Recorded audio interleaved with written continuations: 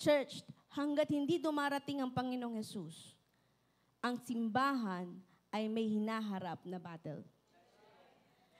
Although tayo ay napagtagumpayan na ng Diyos. Amen? Sa lahat ng battle natin, kasama natin si Kristo. Amen? And I believe right now, for those who are wounded in their lives walking with God, alam nyo, pag Kristiyano ka, ang dami mong pagsubok eh. Pamilya, anak, marriages, hello, business, trabaho, relationship, friendship, lahat yan eh. Finances, hello? Ang hirap. Some of us come to church and we're still wounded. We're still carrying the wounds na naranasan natin nung tayo nasa labanan. Alam niyo, yung isang linggo lang nung nakaraan, ilan sa atin ang humarap ng maraming pagsubok. Hindi ko alam kung ano pero ikaw makakasagot niyan. Maaring may pag-aaway sa pamilya niyo, maaring ang business mo ay pabagsak na, meron ka namang ilang transaction na hindi mo malaman kung anong mangyayari. Hello? Nagkakagulong yung mga anak. Mahirap ang eskwelahan, mahirap ang school, may mga istorbo. Hello? And today, I want to preach about glowing wounds. Hello? Sige, mamaya papaliwanag ko yan. Bakit glowing wounds yan? Okay. Huwag muna po kayong mag-isip, glowing wounds, okay? Because there's a lot of people in our midst today that are wounded. Alam niyo, ako po kahit ako eh. There are wounds in my life, pero alam niyo, later I'll explain to you what's that glowing wounds mean. And a lot of us today needs healing. Ang healing na yan, hindi lang physical. Some people say, okay lang ako ng healing physical. Well, absolutely. Pero somehow in our lives, ang mga organ natin, bibigay talaga yan. Ang mga kidneys, liver. Pero ang mahirap pagaling na wounds, yung mga wounds ng mental, emotion, hello, spiritual, you know? But, good news. In Jeremiah 30:17, ang sabi ng Panginoon, indeed, I will bring you healing. And I will heal your wounds. And before I continue, I want you to search your heart today. Maybe you're not aware, pero may mga wounds kang karga. Maybe you're not aware of it, sige lang ka ng sige, pero hindi mo alam, meron ka palang mga wounds, mga sugat dyan, na hindi mo pinapansin. Kaya nga yung iba, yung mga wound nila, kinarga na nila hanggang naging trauma. Hello? Alam niyo ba mga signs na ikaw ay wounded? Gusto niyo malaman anong signs? Ilan lang, hindi po to lahat, pero ilan sa mga signs that you are wounded. Yung sasabihin mo laging, gusto ko nang mamatay. Kung pwede lang, gusto ko nang maglaho. Ayan. Yan yung mga signs na meron kang karga-kargang problema or wound, mga sugat na kailangan pagalingin ng Diyos ngayon. Hello? Mga sign na ikaw ay wounded o sugatan, kapag naririnig mo yung isang pangalan at ikaw ay biglang nag-react. Bigla kang magagalit. Hello?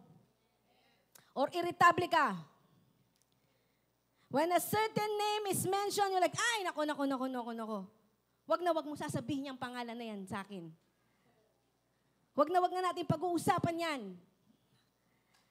Malalaman mo na ikay wounded kapag naranasan mong ikaw ay hindi ma-accept, you are rejected. What triggers your pain, what triggers your anger, what triggers your sadness needs healing. Naririnig niyo po ba ako? Is there people in the house today? What triggers your anger, triggers your sadness, your pain, it needs healing. And I don't want you to regret it. I don't want you to walk na hindi ito nadidil ng Panginoon. Some of you will be healed instantly. Some of you will have what we will call the glowing wounds. Sometimes you don't realize the weight of something that you are carrying until you feel the weight of its release. Minsan, hindi mo alam ang bigat na pala nung karga-karga mo hanggat merong nag-alis nun, bilang, teka, oo nga, ang bigat pala nun. Minsan, nasanay ka na lang buhatin, pero hindi mo maiisip na napakabigat na pala nung dala mo hanggat hindi yun nawawala sa kamay mo. Bila kang, ay, grabe, ang bigat pala. Buti na lang nawala. Hello? But today, I want you to trust the Lord that His message wants to heal you. That God is still in the business of healing His church. God is still in the business of healing His people. That He is our firm foundation, the rock on which we stand, and He will not fail His people. Hello? Sino ritong gustong lumaya? God wants you to experience the supernatural healing of God. Tell your neighbor and say, you are an overcomer. Sabi mo sa katabi mo, you are an overcomer. Kung di ba naman overcomer yan, sa dami ng pagsubok na pinagdaanan niya, nandito pa rin yan sa tabi mo. Ikaw naman. Diba? Sa daming umatake ng kaaway dyan, tingnan mo naman, naka-makeup pa. Sa dami ng pagsubok, tingnan mo, nakamagandang polo. Wow, sabi mo, wow. Kaya sabi mo, you are an overcomer. Hindi halatang merong wound. Come on. Kung meron man tayong titignan sa Biblia, isa sa mga example, alam ko, kilala niyo to si Job. Sino nakakilala kay Job? Kung meron mang sugat, na nakaranas ng matinding sugat. Hindi lang sugat sa pamilya, sa business, maging literal na sugat sa katawan. Si Job. Kung di nyo kilala si Job, hindi ko nababasahin ang buong story niya, basahin nyo sa bahay. Matinding pagsubok ang dinanas ni Job, nawala ang kanyang pamilya, sabi nyo pamilya, nawala ang kanyang business, nawala ang kanyang mga anak, namatay literally. Sinubok siya ng Diyos at siya'y tinempt ng kaaway kasi ayaw maniwala ng kaaway na si Job ay mananatiling tapat sa Diyos. Hello? Pero matinding pinagdaanan ni Job na hanggang ngayon, yung kanyang patotoo ay nagiging encouragement pa rin sa atin. Hello? Somebody say, glowing wounds. Yung istorya ni Job na hanggang ngayon, ang lakas ng impact sa atin. Siguro, tuwing hihinga si Job, inhale and exhale, inisip niya, baka naman, subukin na naman ako ng Diyos ngayon. Di ba? Ganun yun eh. Pero, maagang natutunan ni Job na ang buhay niya hindi sa kanya, sa Diyos.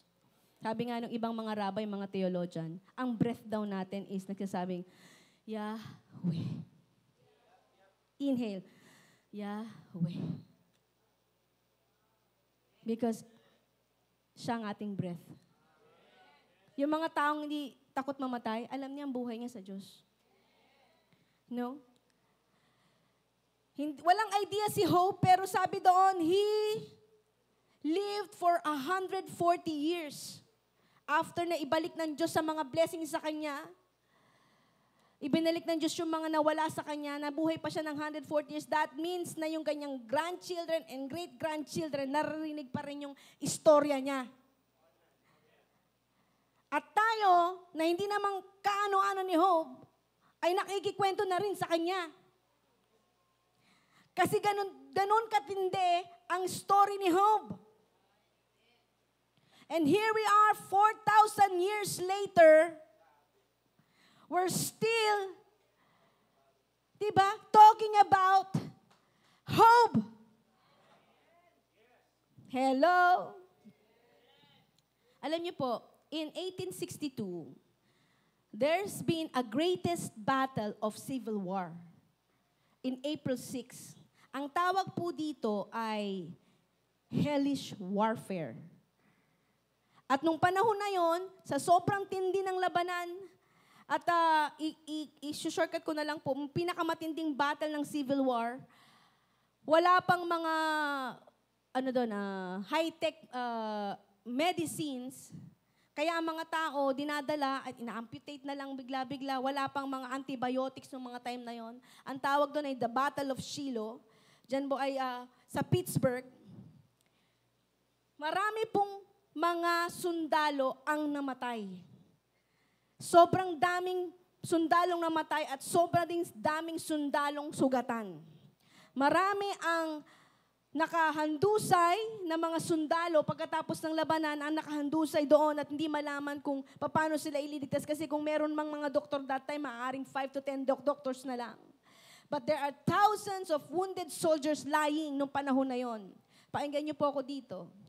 At sa history, pwede niyo pong hanapin yan, sa history ng Civil War, ay may tinatawag sila kung tawagin ay angel glow.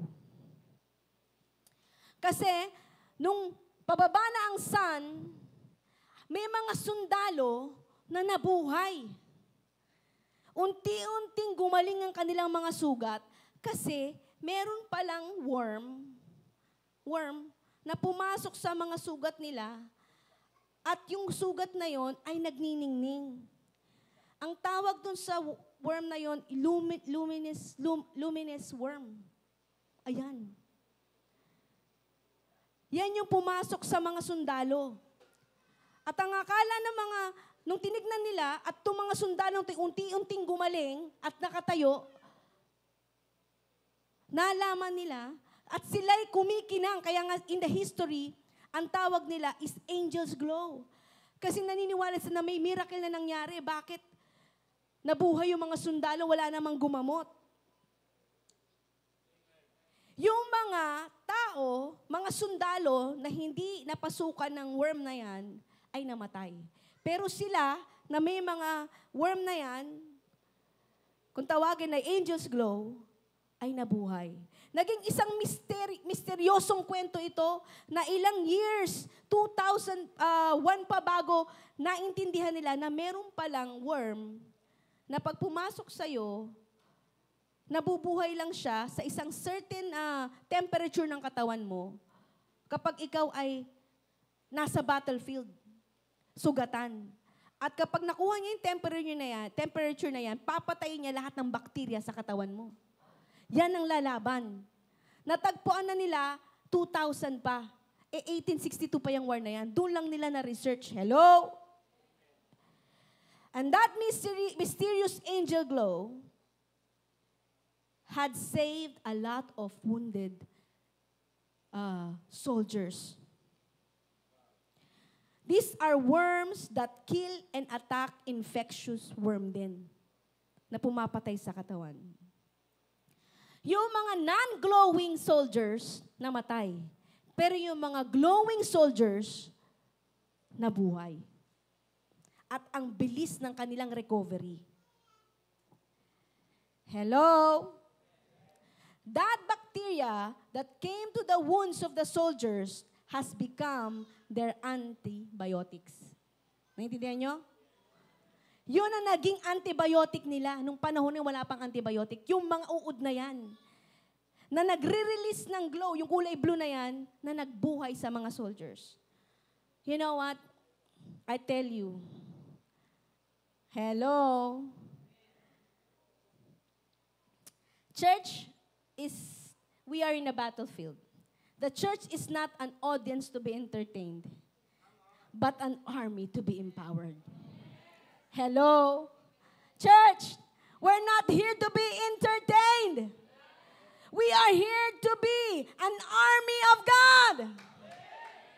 Akala nyo ba pumupunta kayo rito para i-entertain namin kayo? Pagod na yung mga dancers natin hanggat ang mga pinasayaw na nga natin mga bata na kasi wala silang kapaguran.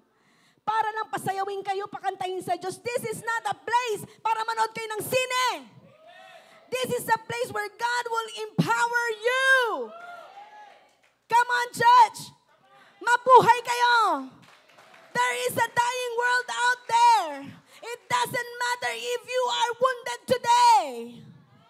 Christ in us will shine out of the darkness. Hello! Glowing wounds. Some of us are walking wounded, but because Christ in us, the hope of glory, we are walking wounded, but He is our antibiotics. Amen. Christ who suffered for us. He shines in the darkness. He shines in the pain. I will not guarantee you when you give your life to the Lord na mawawalan kayo ng problema. Na pag kayo na born again, kanang happy kayo. Pag kayo na born again, lalo kayong aatakihin, buwisitin ng kaaway. Kaya wag na kayong magtaka kapag meron kayong kasama sa church na talaga namang nakakatisod. Wag na kayong magtaka dun. Kasi pababagsakin kayo ng kaaway eh. Darating na ang Diyos. I tell you, Christ is coming. Jesus is coming and is coming to a bride that is glowing. Glowing. Somebody shout glowing. I tell you, marami sa atin dito ang wounded. Baka nga yung pagsubok mo, hindi ko kaya eh. Hindi kayang ibigay sa akin ng Diyos kasi hindi ko talaga kakayanin. Maaaring ikaw lang yan. But I tell you, walang pagsubok na hindi kayang lutasin ng Diyos. Pag nasa iyo si Kristo, makakayanan mo ang lahat ng bagay. I salute all the mothers. All the mothers, happy Mother's Day. May mga bagay na nanay lang makakagawa. Pag nagigising ako ng umaga, nakikita ko si Pastora Ruth. Kasi right now, they're staying with us kasi sa Kabuyaw yung house nila. Sabi ko, Lord, what a woman of God. Paggising niya, mag-aaral pa yan kasi may masterclass pa yan. Tapos magtitimpla ng dede ni Ella. Tapos aayusin si Jesse, dadalhin pa sa kumon. Tapos mag-aayos pa. Sabi ko, buti na lang anak ko, 24 na. Pero, Mom, I salute you. Every day, a mom faced battles every day. Yun lang, paano mo lilinisin yung bahay niyo, battle na eh. Di ba? Mga tatay, paano kayo magpo-provide sa inyong mga pamilya? Isang matinding battle na. Hindi nyo alam kung saan nyo kukunin ang ipapakain nyo sa inyong mga anak. Pero mabuti ang Diyos. Napakabuti ng Diyos. Sabi mo, mabuti ang Panginoon. Si Job, sige na po, salamat na po dyan sa mga worm na yan. Pero very mysterious. Nung nakita ko po yan, nabasa ko yung story na yan, sabi ko, Lord, thank you for the revelation. You know, si Job, yung siya'y walang-wala na, wala nang siyang pera, wala na siyang lahat, tapos sugatan pa siya mula ulo hanggang paa. Nagkasugat siya. Nakakita na po ako noon eh. Nang gano'n, yung may sugat mula ulo hanggang paa, wala na halos lugar na pwedeng paglagyan. Kinukuha na nga raw ni Hope yung mga uod eh. Tapos nilalagay niya, sabi niya, diyan ka, sige lang, okay lang. Kung saan malulugod ang Diyos. Sige, gano'n si Hope. Nakita siya nung asawa niya. Sabi nung asawa niya, ano ba naman yan, Hope? Sumpain mo na ang Diyos mo na mamatay ka na. Parang sabi nung asawa niya, tagal mo na mamamatay. Grabe. Alam mo sabi ni Job in Job 2:10, you speak as a foolish woman speaks, sabi niya. Hindi mo alam ang sinasabi mo. Tatanggap ka lang ba sa Diyos ng mabubuting bagay at hindi na mga pagsubok? Sabi niyo, grabe. Tatanggap ka lang ba sa Diyos ng blessing pero hindi ng trials?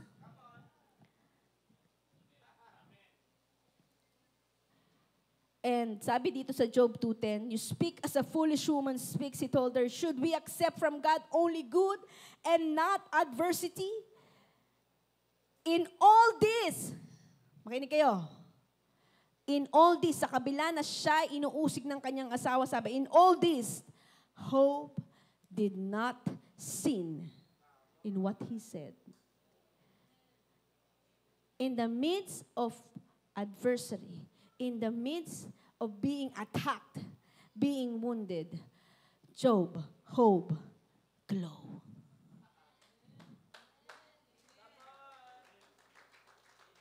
Hello? In the midst of persecution, trials, sinusumpa na siya. Wala nang lumalapit sa kanya. Walang-wala na siya. Pero hope, glow. Naintindihan niyo?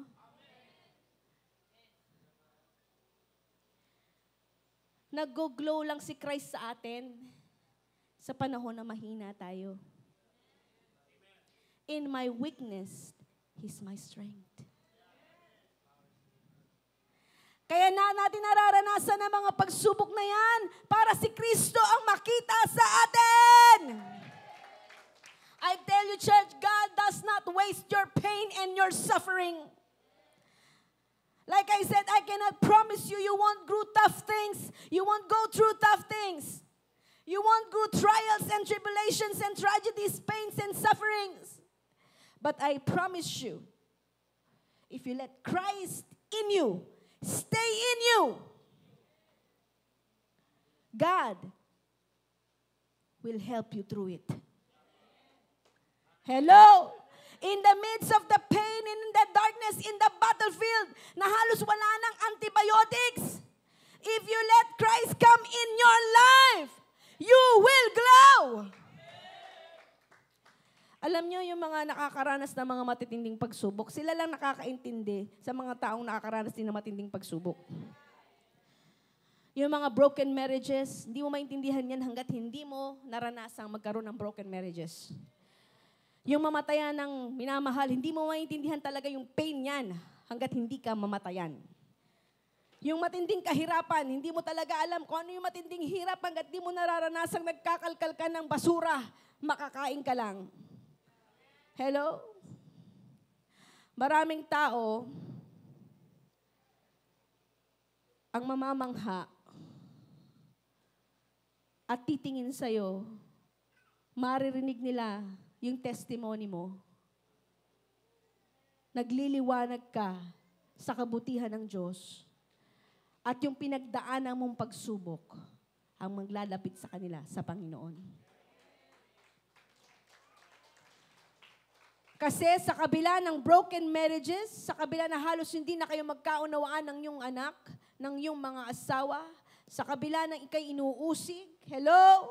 Sa kabila ng kabilang mga problema, hello? Ay nagliliwanag ka at nananatiling nakatayo. It will give a lot of people hope and faith and believe that there is hope in God. Alam niyo po si Paul, bago siya naging apostol, sino po nakakakilala kay Apostle Paul? Say amen. Isa po siya sa matinding nag-uusig sa mga Kristiyano. He is a theologian. Siya po ay isang theologian, isa siyang Pharisee. Okay, thank you for the term. Isa siyang Pharisee. Kaya yung paniniwala nila, Stephen, hindi niya tanggap yan. Siya ang pumapatay sa mga Kristiyano. At nandun siya noong pinapatay si Stephen. Nandun si Paul, according to the history. You can search it on your own. Binabato si Stephen hanggang sa mamatay. In Acts 7:57-60, andun si Stephen, naghahayag ng salita ng ating Panginoong Jesus at siya ay, alam mo yung, against sila sa mga Christian that time at pinapatay, dinadala sa plaza at binabato hanggang mamatay. Grabe, no? Ngayon, napakalayang i-share ang gospel. Pag nag-share ka ng gospel, paalisin ka lang sandali, magagalit ka pa. Ano ka ba? Nakipag-away ka pa sa mga pulis, sa mga hindi makakita ang glow sa'yo. Ano ka ba dyan? Pero itong si Stephen, nandun, papatayin na siya, binabato siya, hanggang siya, alam mo yung mga bato na yun, kung saan na tumama yun. Sa ulo, sa muka, sa likod, hanggang sa mamatay, sa mata. Hindi nyo kasi nakikita eh. Hanggang nyo nakikita, hindi nyo maunawang ang bigat nun. Daling ka sa plaza at doon batuhin ka hanggang mamatay dahil kay Kristo. In Acts 7:57-60, and the witnesses laid down their clothes at the feet of a young man named Saul, and they stoned Stephen as he saw calling on God and saying. So sinabi nun, nagsasalita ang si Stephen habang siya'y binabato. Ang sabi niya, siya'y nagsasalita niya, Lord Jesus, sabi niya, Receive my spirit. Then he knelt down and cried out with a loud voice. Sabi ni Stephen, Lord, do not charge them with this sin. And when he said this, he fell asleep.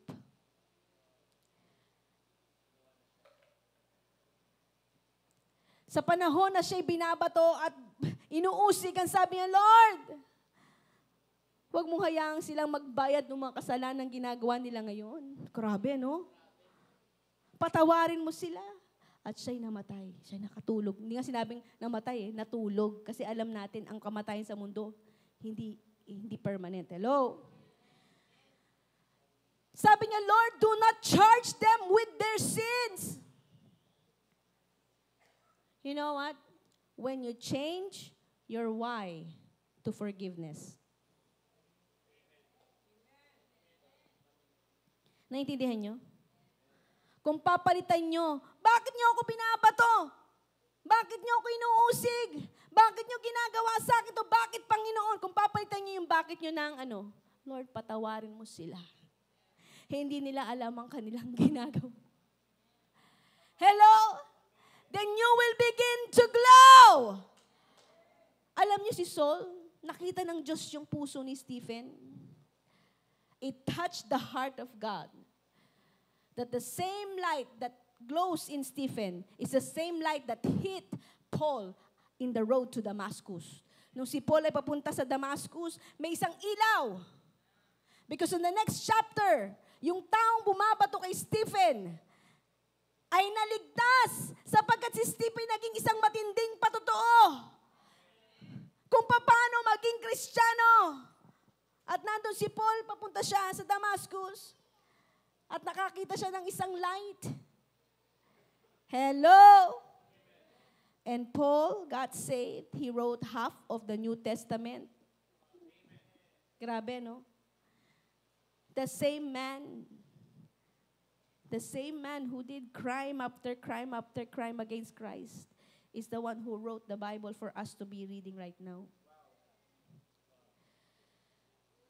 Hello? Don't waste what you're going through right now. Huwag mong sayangin kung anong pinagdadaanan mo ngayon. At sasabihin mo, Lord, bakit nangyayari sa amin to? Bakit ko nararanasan to? Huwag mo sayangin ang kakatanong na bakit. Bakit sila ganyan? Bakit sila ganoon? Bakit sila ganire? Hello? If God wants you to go through it, then be it.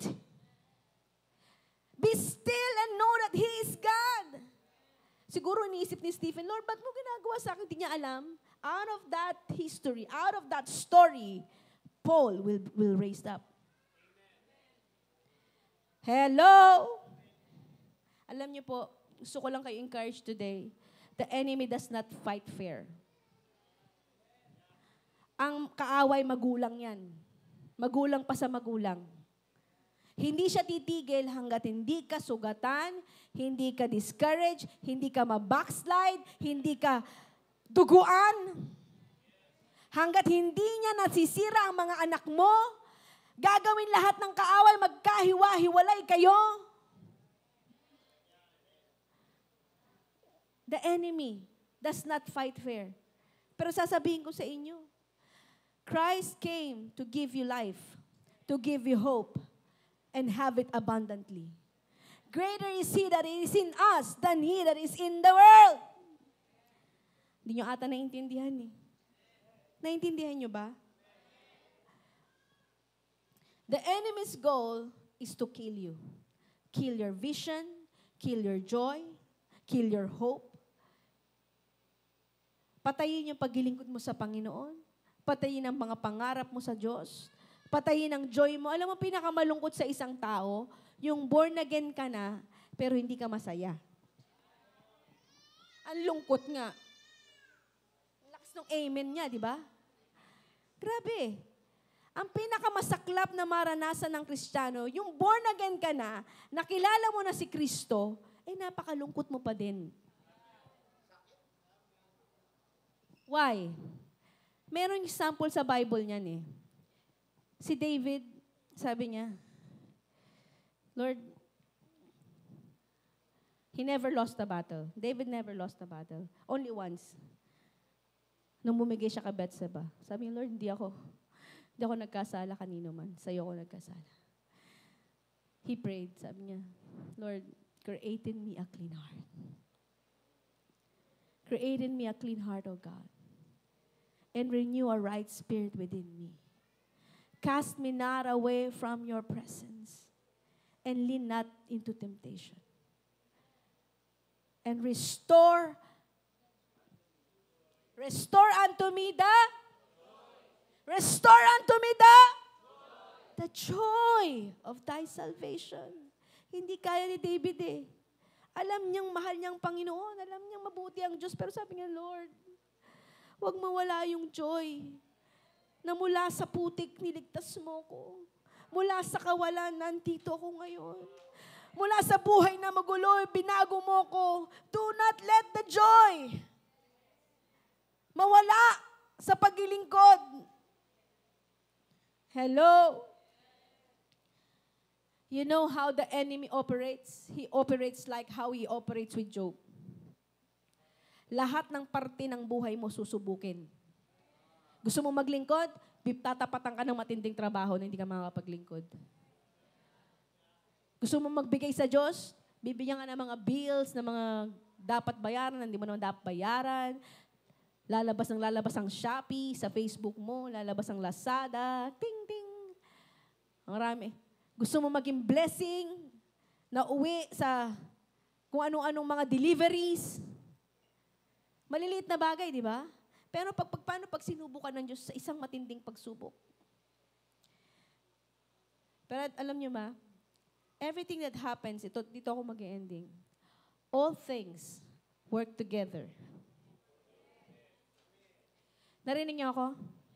Ano mang pinagdadaanan mo ngayon, huwag kang matakot. Do not fear. Because all things work together for good to them that loves God. Kung gano'n naman pala, all things work together naman pala sa mga taong nagmamahal sa Diyos, then keep loving God. Keep winning. Keep loving God even if you're in pain. Keep worshiping Him whether you're winning or you're not winning. Patuloy mo lang sambahin ng Diyos kahit sa panahon na nagtatagumpay ka o hindi. Sa panahon na may sahod ka o wala. Patuloy mo lang sambahin at paglingkuran ng Diyos sa panahon na okay at hindi okay. Kasi alam mo naman palang all things work together eh. Ang ending din naman pala mag-glorify si God. And why don't you just give your life to God fully? Move your why to forgiveness. Bakit ako sinaktan? Bakit ako binetray? Bakit ako sinabihan ng ganyan? Instead, Lord, forgive them. Forgive them for they do not know what they're doing. Hello? There's purpose in your wounds. Somebody say, there's purpose in your wounds. Ano yon? So that God can glow. God can shine. Alam niyo bakit? Sa panahon na sinusubok kang magalit, di ba talagang pwede lang magalit ka na eh. Gusto mo nang, sabi mo, hindi lang ako Kristiyano, ako na ako talaga. Pero sa panahon na sinusubok ka, doon naman nagsishine si Christ. Oh, wag. Di ba? Doon naman siya nag-glow. Doon naman siya, forgive them. Di ba? The Holy Spirit convicts us. Yung panahon na gusto mo ng hiwalayan, talaga namang ito na, last na to. Di ba? Last na talaga to. Pero, Christ in you shines, Lord. Hindi. May pag-asa pa yung asawa ko. Gusto mo nang umalis. Gusto mo nang bumigay. Gusto mo nang magalit. The more na ganyan, the more that you are wounded, the more that God will shine in your life. I pray that God will have an internal surgery right now, that every wounds will glow today. Every wounds will glow. Grabe, no? Yung sakit, yung pain, biglang mag-glow. You know why? Wala nang hihigit pa kay Kristo. Nung siya'y pinako sa krus, akala natin wala na, patay na. Sugatan na. This is it. This is the end of it. In 1 Peter chapter 2, 21 to 24, because in this you were called because Christ suffered for you, leaving you an example that you should also follow his steps. Hello? Just as Christ suffered, you are called to suffer. He committed no sins, and no deceit was found in his mouth. When they hurled their insult of him, he did not retaliate. Grabe, no? Nung siya'y iniinsulto, hindi siya lumaban. When he suffered, he made no threats. Sabi nga, kung pwede lang, magpababa ng libu-libong mga anghel. Isang anghel lang, patay na lahat ng mga Hudyo na yan eh. Pero he made no threats. Instead, he entrusted himself to him who judges justly. All things work together for good.